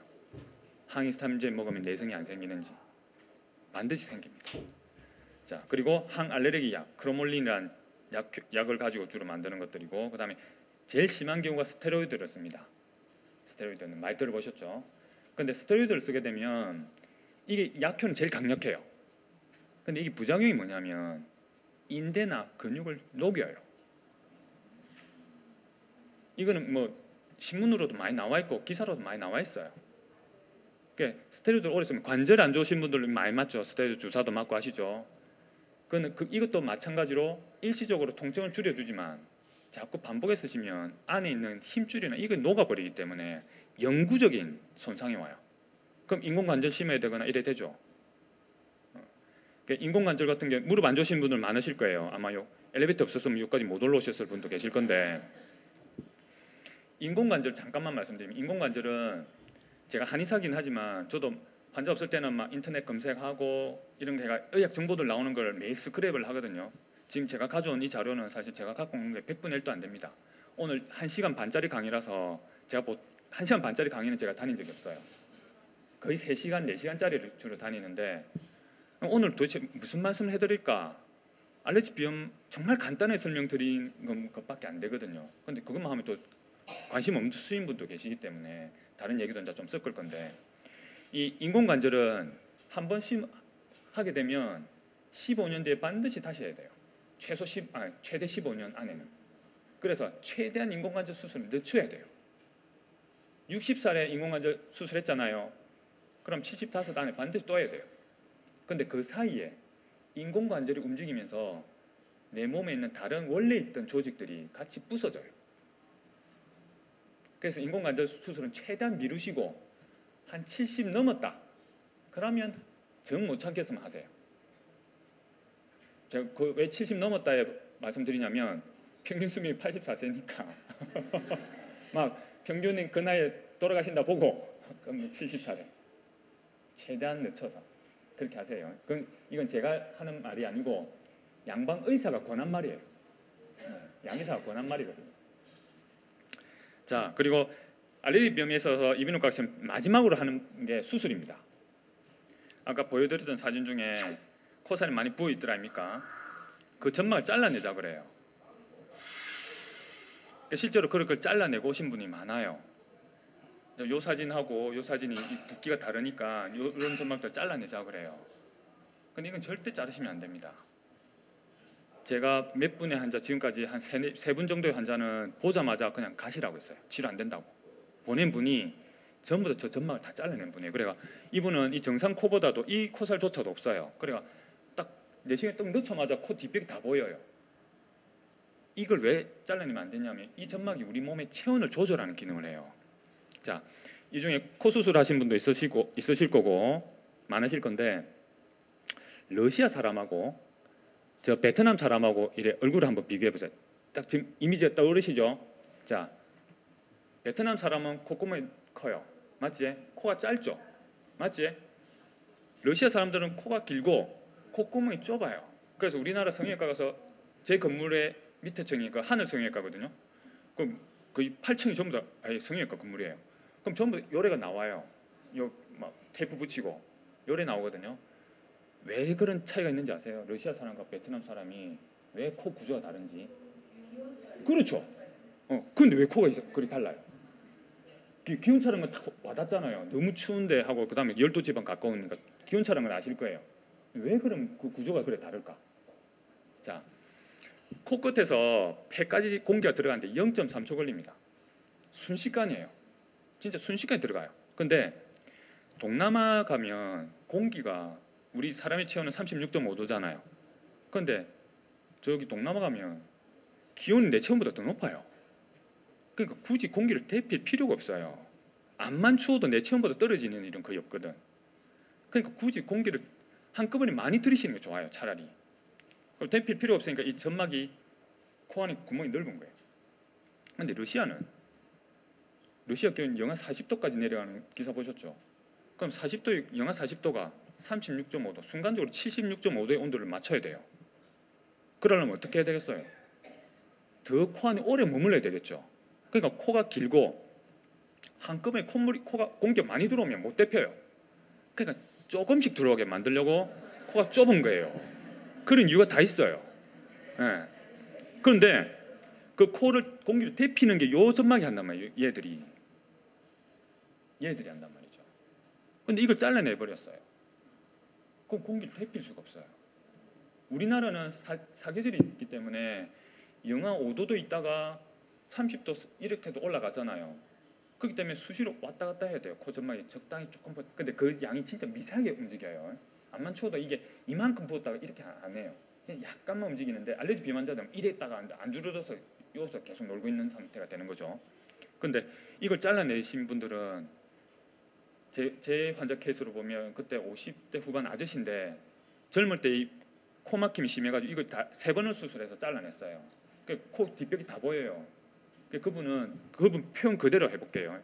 겨울에 길거리를 나가서 공기를 쉬면 한 번 쉴 때마다 맥주를 발칵발칵 마시는 느낌이래요. 그냥 바로 이거가 찬 거예요. 우리가 식도하고 기도는 같이 내려가면서 이렇게 분리가 되잖아요. 이게 시원하대요. 그냥 나갈 때마다 두루마리 휴지를 반 통을 이렇게 감아서 나가야 돼요. 그분이 오셨는데 가시라 했어요. 제가 그냥 쓰면 안 된다고. 그냥 죄송스러운 말이지만 죽을 때까지 콘택 600 드시라고. 본인이 콘택 600 계속 드신다 했거든. 드시면서 오신 거예요. 그래서 이건 수술도 안 되고 제가 무슨 약을 써드려도 이 기능을 살리지 못하면 안 됩니다. 폐를 따뜻하게 데피면 결국 이게 여기가 따뜻해지는 거거든요. 근데 이걸 데피지 못하면 선생님 안 낫는다고. 근데 살릴 게 없잖아요. 뭐가 붙어 있어야 살리지. 안 그렇겠습니까? 그래서 그분 보냈어요. 그래서 주위에서 혹시 남편분이나 자제분이나 본인이 코가 자꾸 부어서 코골이가 있다든 하더라도 절대 수술하시면 안 돼요. 네. 제가 코골이도 치료를 하지만 저는 수술 안 합니다. 그래서 수술 보내지도 않아요. 제가 한약을 쓰고 그다음 다른 침법으로 치료를 합니다. 자, 이제 비염에 대해서 제가 하는 치료를 저는 올바른 치료라고 표현했는데 한번 들어보십시오. 자, 알레르기 비염 폐가 차서 생긴 거기 때문에 폐를 따뜻하게 데피는 한약이 필요합니다. 가끔 여러 가지 상황, 경제적 상황이라든지 여건이 안 맞아서라든지 한약을 잘 드시기 어렵다는 분이 계세요. 그래 침이나 뜸이나 콧물 빼는 거로 치료하면 안 되냐 하는데 안 나아요. 저희 코비가 한 20년 전에 이렇게 저희 치료는 폐를 따뜻하게 데피는 한약 치료와 콧물 빼내는 면봉 치료를 같이 하는데 그전에는 한의원들이 비염 치료에 있어서 그냥 한약만 썼어요. 한약을 한 두 제 써보다가 안 나으면 환자분도 안 오신단 말이죠. 그러니까 예전부터 그랬잖아요. 비염은 안 낫는 병이라고. 다들 아마 그래 알고 계실 거예요. 그지? 양방 이비인후과 가도 안 낫고 한의원 가도 안 낫는다. 지금도 그런 말씀 하시면서 오세요. 비염 안 낫는다던데 이런 말씀하세요. 근데 저는 13년 동안 나서고 있는데. 자, 일단 한약이 가장 중요한 역할을 하고요. 왜냐하면 폐를 직접적으로 다이렉트로 따뜻하게 데피기 때문에 한약 안에는 성질이 따뜻한 약, 평이한 약, 차가운 약 종류가 아주 많아요. 그 흔히 우리가 옛날 그 궁중에서 사약으로 쓸 때 그 썼던 부자 가끔 들어보셨어요? 부자는 정말 따뜻한 약이거든요. 그거는 진짜 먹으면 몸이 열이 후끈후끈 올라요. 그 다음에 또 지황이라든지 생지황이라든지 황금, 황련 이런 약들은 엄청 차요. 그거 먹고 나면 뭐 오한이 쑥 들 정도로 그것만 탁 물에 달여 먹으면 한 개 확 들어요. 이 정도로 약의 편차가 커요. 그 중에서 이제 폐를 따뜻하게 데피는 약 위주로 이제 치료를 하게 됩니다. 그리고 저는 이제 침도 쓰는데 코나 폐 쪽의 기능을 돕기 위해서 이제 여러 군데 침을 놓고요. 그다음에 뜸도 씁니다. 그리고 배농 치료를 해서 이제 면봉에다 한약을 묻혀서 재채기를 유발해가 안쪽에 고여 있는 코를 자꾸 배출시켜 줍니다. 자, 그래서 저희가 쓰는 여러 가지 제품들을 이제 잠깐 보여드리는 거고요. 지금은 저희 코비가 20년 전에 시작을 했는데 아마 주위에 동네 한의원들 보시면 저희 코비하고 비슷하게 비염을 많이 보는 데도 많습니다. 이따가 없어진 뭐 코코아 한의원, 코끼리 한의원, 코코코 한의원. 그 다음에 지금은 또 제가 서면에 있으면 서면에는 또 부산에 가장 병원들이 밀집되어 있는 곳이거든요. 저하고 이제 같은 종류의 비염을 많이 보는 데가 숨길을 열다, 코편한 한의원, 뭐 평강 한의원 많습니다. 예. 근데 평강 한의원은 비싼 걸 떠나서 거기는 한약이 한약으로 등록이 되어 있는 게 아니고 건강보조식품으로 되어 있습니다. 그래서 전화 주문이 됩니다. 좀 특이하죠. 그 원장님이 머리를 잘 써가지고 건강보조식품 등록을 했어요. 그러니까 평강탕이라 해가지고 그냥 정성만 있으면 그냥 보내줍니다. 낫는지 안 낫는지는 몰라요. 근데 저희는 체크를 하죠. 환자분이 자주 오시고 그 맞춰서 처방을 바꾸고 하니까 체크가 되는데 평강탕은 그 원장님도 제가 잘 아는데 그 특이하게 그렇게 해가지고 건강보조식품으로 돈을 엄청 많이 벌었어요. 근데 거기서 안 나가지 않고 오는 분 제법 있어요. 자, 그리고 또 하나 지금 보시는 이 자료는 알레르기 비염에 한약을 썼을 때 이제 비염 증세, 코막힘, 콧물 재채기 어느 정도 줄어드는가에 대한 실험 보고서인데 처음에 이제 이 한약을 먹었을 때 일주가 지나니까 일주 차 때는 코막힘이 2.64 정도, 이건 이제 증상의 심각도입니다. 콧물이 2.5 정도, 재채기가 1.9 정도인데 8주면 이제 두 달 동안 한약을 먹고 치료한 경우입니다. 그러고 나니까 코막힘은 1.4로 줄었어요. 2.6에서. 그 다음에 콧물은 2.5에서 1.4로 줄었고 재채기는 1.9에서 1.1로 줄었습니다. 저희들도 한의학에서도 이제 환자분들이 좀 더 객관적인 자료를 많이 요구하시고 또 젊은 친구들은 그런 것들 더 과학화 이런 얘기를 많이 하기 때문에 어떻게든 저희가 치료했던 내용을 가지고 실제 검증할 수 있도록 실험도 하고 그걸 갖고 논문도 쓰고 점점 많이 나오고 있거든요. 그래서 이런 자료들이 나옵니다. 자, 그 중에 이제 창의자라는 약재에 대해서 치료했던 내용들, 그 효과에 대해서 이렇게 그 창의자의 약에 들어가는 농도를 달리했을 때 증세들이 얼만큼 줄어드느냐 이런 것들에 대한 수치도 있고요. 자, 그리고 비염을 치료하고 나면 일단 첫 번째 코가 시원해지기 때문에 숨쉬기 좋아지죠. 그 다음에 코가 막힘이 없어지니까 머리도 맑아지고 눈 가려움 없어지고 잠을 잘 주무시게 되고 그 다음에 아까 말했던 집중력이 높아지죠. 머리가 띵해지는 게 없죠. 비염이 많은 애들은 어떤 상태가 되냐면 목욕탕 가서 한정막에 계속 앉아 있는 것과 똑같아요. 띵하게 계속 이런 상태가 돼요. 그 축농증 걸리면 요 부비동이라는 여기 공간이 있어요. 거기에 농이 차면 이 고개만 숙여서 시큰시큰하고 아프거든요. 그 이유가 머리에는 빈 공간이 제법 있어요. 머리 골 안에 아무것도 없는 공간이 제법 있어요. 그 이유가 우리가 몸에 열이 있잖아요. 열은 위로 뜨기 쉽죠. 그래서 우리 두피로 체온의 20%가 날아가요. 그래서 지금 특히 80 넘으신 분들이나 70 계신 분들은 반드시 목욕탕 가셨다 나오실 때 머리 깔끔하게 드라이 다 하셔야 돼요. 그 다음에 모자 쓰고 나오세요. 겨울에 목욕탕 가셨다 머리 덜 말리고 축축하게 나오셨다가 찬바람 씩 맞고 뇌경색과가 쓰러진 분이 많아요. 반드시. 그래서 지금 모자 쓰신 분도 몇 분 계신데 아주 좋습니다. 건강에도 좋고 패션에도 좋고. 그래서 제가 많이 권합니다. 환자분들한테. 저 빵부장가에 저 쓰신 분도 계시네. 좋습니다. 꼭 쓰세요. 머리 연세 드시면 또 머리 숱도 빠지고 이러면서 그렇잖아요. 그러니까 모자 쓰시는 게 아주 좋아요. 자, 그리고 그렇고요. 그 알레르기 비염의 이제 예방법을 설명드리면 첫 번째 아까 말씀드린 감기입니다. 감기는 무조건 빨리 나으셔야 돼요. 충분히 쉬시고 따뜻한 물 많이 드시고 그리고 손주들이 어린이집이나 유치원 다니는 데 있으면 걔들 손 자주 씻게 만들고 그다음에 마스크를 좀 잘 씌우셔야 돼요. 지금은 이제 미세먼지가 많으니까 엄마들이 막 예방 차원을 많이 하지만 예전에는 마스크 잘 안 쓰고 다녔거든요. 애들이 안 쓰려고 해요 이러면서 안 하는데 마스크를 쓰는 습관을 자꾸 들이시는 게 좋아요. 그래야 감기를 많이 막아요. 예. 자, 또 하나 감기가 있으면 반드시 지키셔야 될 게 찬 거 드시면 안 돼요. 냉장고에 있는 거 바로 꺼내 드시면 절대 안 됩니다. 그리고 또 하나 밀가루 음식으로 한 끼 식사를 하시면 안 됩니다. 라면, 짜장, 피자, 스파이스, 짬뽕, 우동, 칼국수, 예비, 국수, 빵, 햄버거 등을 드시면 안 돼요. 이 말을 제가 십몇 년을 하니까 이제 뭐 입에 붙어가지고 이래 빨리 나옵니다. 근데 밀가루 좋아하시는 분 많으신 거 아는데 드시면 안 돼요. 감기 아니면 비염이 없으시면 드셔도 됩니다. 근데 감기기가 있거나 하면 무조건 중단하셔야 돼요. 저는 저희 딸내미 어릴 때부터 그렇게 교육을 시켜가지고 감기기 있으면 지가 안 먹거든요. 그러다 많이 나았으면 전화가 옵니다. 아빠 오늘 짜장면 먹어도 돼? 코 어때? 오늘 아침부터 지금 전혀 정신 없어. 어제도 괜찮았어. 그럼 먹어. 이렇게 하거든요.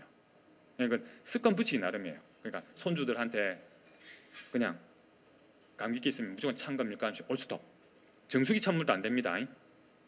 정수기 물이 생각보다 차요. 그리고 감기에는 첫 번째 무조건 휴식입니다. 알레르기 비염 환자분들도 좀 잘 쉬셔야 빨리 나아요. 자, 그리고 요즘 같은 환절기에는 기온차도 점점 높아지고 누구나 피곤해요. 이럴 때 따뜻한 물 많이 드시고 자주 잘 쉬시고 그다음에 꽃가루 날리면 마스크 꼭 쓰시고 마스크도 KF94 이상. 흔히 병원 가면 의사들이 이렇게 딱 깎아 요만큼만 쓰고 있는 게 있잖아요. 그거는 의미가 없어요. 저도 진료할 때는 그거 쓰는데 그거는 환자한테서 침이 튀는 거, 내 침이 튀는 걸 막기 위해 쓰고 있을 뿐이지 반드시 미세먼지 마스크는 KF94 이상이 된 게 있어요. 그거는 마스크가 3단으로 돼 있어요. 요렇게 이렇게 쫙 펼쳐가지고 요렇게 꽉 씌워 그 있잖아요. 그 쇠로 이렇게 누르는 거 그거 꼭 사세요. 꽉 씌우셔서 숨을 쉴 때마다 이 마스크가 벌렁벌렁 해야 됩니다. 이게 벌렁벌렁 안 하면 바람이 새고 있는 거예요. 그러면 그 샌 쪽으로 바람이 또 들어오는 거예요. 먼지가. 그러니까 꽉 씌워가지고 숨을 쉬면 마스크가 쑥 졸아들었다가 쑥 펴졌다가 요래 돼야 제대로 쓰신 거예요. 자, 예방수칙 중에 실내 습도. 콧물이 많으니까 알레르기 비염 환자분들이 콧물이 많아서 공기가 건조하면 좋을 거 아니냐? 절대 안 그렇습니다. 건조하면 무조건 아까 말했던 충치도 많이 생기는 것처럼 코점막도 갈라지고 찢어져요. 습도 충분히 유지하시고 따뜻한 물 많이 드시고 그 다음에 잘 주무시고 그리고 또 하나는 제가 아까 모자 얘기도 했는데 36.5도에서 체온이 1도 떨어지면 면역력이 30% 떨어집니다. 그리고 여러분들이 가장 두려워하는 질환 암이죠. 체온이 35도 되면 암이 가장 번식을 많이 해요. 증식을. 그러니까 체온이 떨어지지 않도록 원래 사람이 나이가 들어가는 게 체온이 떨어지는 거예요. 아기들 보세요. 아기들은 37.2도가 정상 체온이에요. 그래서 암만 옷을 잘 입히고 입을 단디 해갖고 딱 재웠는데 자다 보면 배 까고 떼굴떼굴 굴려 입을 차고 저 창가에 머리 갖다 대고 자고 있죠. 그게 정상이에요. 애들은 그게 지극히 정상이에요. 열이 많고 더위를 많이 타고 집에 오면 양말 바로 벗어 제끼고 이런 게 정상이에요. 손주들 야 너 와 이러노 이러는데 그게 정상입니다. 애가 춥다든지 지 몸을 꽁꽁 싸고 있으면 지극히 병이 있는 거예요. 그건 아플 가능성이 아주 높은 애이기 때문에 빨리 뭐 보약을 좀 쓴다는 이래가 몸을 따뜻하게 만들어 주셔야 돼요. 진짜 요즘은 체온에 대한 얘기들이 많습니다. 의사들도 많이 하고 저희 한의사들도 많이 하거든요. 그래서 체온을 유지하는 거 그걸 항상 잘 하셔야 됩니다. 그래 저희 한의원은 이제 코를 좀 많이 보니까 호흡기가 이게 이제 내 몸에 발생하는 면역력의 가장 시초입니다. 그래서 요거를 항상 잘 신경을 쓰시도록 하고요. 자, 지금까지 이제 비염 치료에 대한 설명을 끝내겠습니다. 여러분들 아파서 진통제 같은 거 많이 드시죠? 뭐 타이레놀도 있고 아스피린도 있고 뭐 브루펜 시럽도 있고 애들은 그런 거 먹죠. 근데 진통제를 자꾸 드시면 간 손상도 많이 오지만 치매 옵니다. 지금 최근에 많이 연구되고 있어요. 진통제를 많이 먹으면 뇌세포가 빨리 손상이 와서 치매 가능성이 높아요. 치매는 유전성이 아주 높아요. 친정 부모님 쪽으로 치매 앓으신 분 있습니까?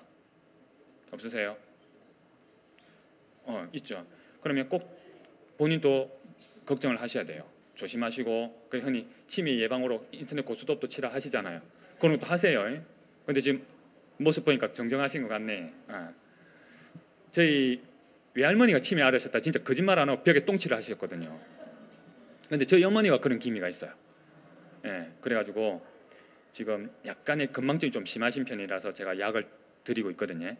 그러면서 간신히 이제 수준을 유지는 하고 있는데 그 외할머니가 그렇고 어머니가 그런 기미가 있으니까 저도 걱정이 되는 거예요. 예, 그래 특히 유난히 저희 최근에 이제 저희 집사람이 당신 왜 이렇게 자꾸 깜빡깜빡하냐고 이러면서 아주 걱정스러운 눈으로 쳐다봐요. 근데 그 가족력 무시 못 하거든요. 그냥 저도 어떻게든 기억을 좀 더 하려고 연습을 하고 자꾸 뭔가 공부를 더 하려고 하고 이렇게 합니다. 네, 집안 내력 절대 무시하시면 안 됩니다. 그리고 또 하나 치매가 올 수 있는 전조 증세가 있어요. 감기라든지 아무런 다른 코 증세가 없었는데 후각이 갑자기 쑥 떨어지는 분이 있어요. 그게 치매의 전조 증세 중에 하나입니다. 예, 갑자기 냄새를 좀 덜 맡게 된다. 가까운 뭐 형제분들이나 부모님 중에 감기도 아닌데 냄새를 좀 못 맡아 이런 말씀 들으시면 치매 내력이 있는 집안은 반드시 그거를 조심하셔야 돼요. 미리미리 뇌 인지력 높이는 약을 좀 드신다든지 아니면 운동이라든지 뭐 이렇게 아까 말 인터넷 고수독 같은 거라도 하시면서 건망증을 안 오게 준비를 하셔야 돼요. 자, 그리고 제가 또 한의사니까 이 말씀 꼭 드리겠는데 여러분들 진짜 많이 듣는 말씀 중에 하나가 한약 오래 먹어도 돼요 이 말이거든요. 여러분들도 아마 한의원 가시면 한약을 권해 한의사한테서 한약 권유를 받으면 얼마나 먹어야 돼요? 저희 알레르기 비하면 한 6개월, 5개월 이렇게 드시는 분들 많거든요. 그러면 그래 오래 먹어도 돼요 이러거든요. 근데 2012년도부터 저 한의원에 들어온 약들은 법적으로 제약회사를 거쳐서 오게 돼 있습니다. 그래서 제가 한의원이 갑자기 약이 떨어졌다 바로 옆에 있는 서면시장 가서 한의원약재 사와서 쓰지 않습니다. 바로 제약회사 주문해서 받아서 쓰거든요. 그러면 제약회사 그렇게 한 이유가 우리가 흔히 복날 마트 가시면 황기도 팔고 인삼도 팔고 해가지고 삼계탕 해먹으러 팔잖아요. 그건 식품 분류예요. 검사 의무가 없어요. 그러니까 먹고 죽어도 책임이 없다는 거죠. 근데 그런 약, 그 식품 분류가 뭐냐면 시장에 가시면 탕제원, 건제상, 개소주집, 약국, 그다음에 어디 시장 가면 파는 것들, 마트 파는 것, 이건 식품 분류이기 때문에 검사 의무가 없어요. 그런데 한의원에 들어온 약은 약품 분류예요. 그래서 제약사를 거쳐서 와야 되고 제가 그 구매한 영수증을 다 구체청에 제출해야 돼요. 그래 안 하면 저희가 처벌을 받아요. 예, 그래서 그 제약사를 거쳤다는 의미가 뭐냐면 수입 약재든 국산 약재든 전부 다 제약회사에서 씻고 말리고 검사를 해서 잔류농약이라 중금속 이런 걸 검사를 다 해요. 그래서 들어오기 때문에 아마 잘 기억해 보시면 2012년도 이후로 한약 먹고 간 수치가 유난히 올라갔거나 뭐 문제 생긴 기사는 거의 없어요. 거의 없어요. 그 전에는 한약 먹고 잘못됐다는 얘기 많았거든요. 그래서 이제 걱정들이 생기시는 거예요. 그건 전부 다 한의원 한약이 아니고 개소주, 뭐 무슨 뭐 가물치탕 이런 거 하면서 한약 들어가면 이런 거 먹고 다 생기는, 그는 제대로 씻도 안 하고 막 이런 게 많이 쓰는 거거든요. 그래서 생긴 거예요. 그리고 병원에 가시면 무슨 질환으로 이렇게 아파서 치료받고 있는데 한약은 어때요? 이러면 한약 절대 먹지 말라고 하죠. 맞죠? 양의사들 많이 합니다. 제 환자 중에도 반드시 한약을 써야 되는데 한약을 못 먹겠대요. 그럼 한의원은 왜 왔는지 모르겠는데 그럼 방법이 없다고 말씀드리는데 저희 한의사들은 학교 다니면서 양약을 배워요. 저희 수업의 30%가 양반 과목이에요. 예과 2학년 때는 인체 해부까지 다 해요. 그리고 약에 대해서도 배워요. 근데 처방을 못하죠. 그런데 양의사들은 한약을 전혀 배우질 않아요. 그 흔한 감초조차 안 배워요. 감초 무슨 작용을 하는지도 몰라요. 그 안에 있는 성분만 조금 알아요. 그래서 그 성분 가지고 막 욕을 하죠. 근데 약이라는 거는, 한약이라는 거는 성분으로 먹는 약이 아니에요. 인삼에는 사포닌이라는 성분이 제일 유명하잖아요. 그런데 인삼은 사포닌만 있을까요? 아니에요. 인삼이 좋은 이유가 뭐냐면 인삼은 명약이라고 하는 이유가 반대되는 두 가지 작용을 해요. 신기하게. 인삼 먹고 열 올랐다는 분 많죠. 근데 인삼 먹고 열 내리게 돼요. 인삼 안에 진액이 많거든요. 그래서 일사병, 그 운동장에 이렇게 조례한다고 오래 있다 피 가는 애도 있잖아요. 걔한테 인삼만 하나 진하게 달여가 바로 먹여요. 그럼 벌떡 일어나요. 아니, 열 받아서 쓰러진 나한테 열난 인삼을 먹여? 미쳤다고 안 듣겠어요. 그런데 인삼이 대보원기 하거든요. 인삼에 대한 약효가. 그러면서 몸이 진액을 확 순간적으로 보태줘요. 그래서 인삼이 명약인 거예요. 반대적인 작용을 동시에 하기 때문에. 그런데 어떤 약을 쓰면 인삼에 대해서 만약 이분은 열을 올려야 될 약인 성질이면 그것은 열을 내리는 작용을 줄여야 되겠죠. 그러면 그거를 잡아주는 다른 약재가 들어가요. 그래서 약효를 내 필요한 대로 보내게, 필요한 부분만 쓰게 이제 구성이 되죠, 처방이. 근데 양약들은 한 가지 약 성분을만 쓰잖아요. 아스피린 뭘로 만듭니까? 버드나무 줄기로 만들어요. 버드나무에서 그 추출해 가지고 만든단 말이죠. 사실 그거 보면 전부 그 한약재잖아요. 맞잖아요. 근데 특정 성분을 뽑아서 하나만 쓰게 되면 반드시 부작용이 생겨요. 그게 양약의 문제점이에요. 그게 그 점에 있어서 이제 저희가 한약이 양약보다는 빠르진 않지만 훨씬 더 안전하고 길게 쓸 수 있다는 그런 점이 있어요. 그래서 양의사들이 한약 먹지 마라 하면 한약 공부했어요? 한 물어보실 수 있으면 좋겠어요. 저야 뭐 양방병원을 갈 일이 없으니까 안 하는데 제 친구들이나 아는 동생 의사하고 만나면 아예 내한테 말은 안 걸죠. 그런 식으로는 하면 이제 말이 안 된다는 걸 아니까 제가 바로 논박을 하니까. 근데 일반 병원에 가서는 한약 왜 먹지 마라고 하냐고 물어보세요. 간 수치가 올라가서 반드시 그래 얘기할 거예요. 근데 아까 말씀드렸죠. 2012년도부터 한의원에서 먹는 한약 먹고 간 수치 올라간 일은 거의 없습니다. 걱정 안 하셔도 돼요. 그리고 지금 여기 있는 자료는 일본은 양의사가 한약도 씁니다. 양의사 20%가 한약을 써요. 한의사 제도는 없어요. 그런데 양의사 20% 이상이 한약을 쓰거든요. 그래서 일본에서 오히려 양약과 한약 비교한 논문들이 많아요. 그 중에서 일본 의사들이 쓴 약 중에 중독 부작용에 대한 첫 번째가 뭐냐면 항생물질입니다. 28.6%. 두 번째가 그다음에 해열, 소염, 우리 흔히 하는 진통제, 감기약입니다. 이게 15.7%. 그다음에 여기 있는 것들이 소화제입니다. 소화제가 오히려 중독을 10% 올립니다. 근데 한방약이 있어요. 한방약 이 부분인데 한방약은 2.8%를 보고돼 있습니다. 일본에서. 근데 일본은 뭐냐면 제약회사에서 딱 만들어서 나와요. 근데 우리나라 한의원은 한의사가 조제를 하잖아요. 조금씩 이 차이를 두면서. 그래서 부작용이 일본보다 조금 더 많을 수도 있어요. 실력 없는 의사가 지으면 사이드가 좀 더 날 가능성이 있어요. 근데 일본 약보다 효과는 훨씬 더 좋을 수 있어요. 왜냐하면 더 정확하게 쓸 수 있거든. 일본은 딱 정해져서 나오니까 그것만 쓸 수 있는데 한의사는 조절이 가능하니까 조금 더 효과도일 수도 있고 조금 부작용이 조금 더 많을 수도 있어요. 자, 그리고 항생제 많이 쓰시면 비염, 천식, 아토피 키운다는 내용들이고요. 그다음 우리나라가 전 세계에서 세 번째로 항생제 많이 씁니다. 그리고 요거 아주 중요한 내용인데 잠깐 설명드릴게요. 비타민 중에 비타민 매일 드시는 분 손 들어보세요. 거의 반 가까이 드실 거예요. 근데 이게 벌써 한 5년 전쯤 됐는데 그 고현정이 나와가지고 V푸드라고 천연 비타민 광고한 거 보셨죠? 왜 그거 나온지 아세요? 지금까지 시중에 있는 비타민은 거의 다가 합성 비타민입니다. 합성. 근데 합성 비타민에 대해서는 논란이 아주 많아요. 미국 제약회사, 그 센트룸 드시는 분들 있죠?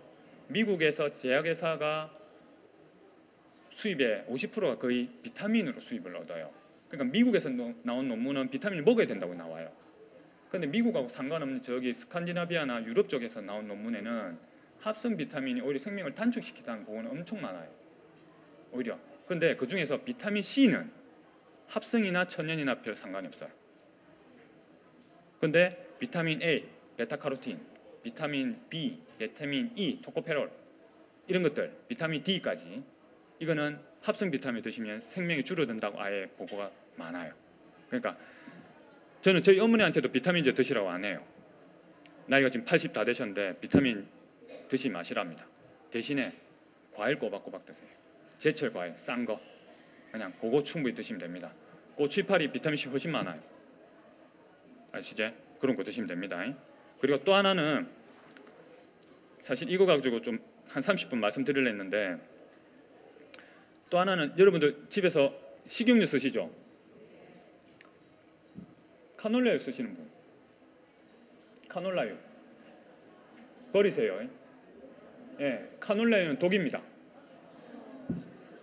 다른 식용유 중에 해바라기유, 포도씨유 이런 거는 전부 다 압착을 해서 뽑는데 카놀라유는 이 약품을 넣어가지고 녹여서 뽑아내요.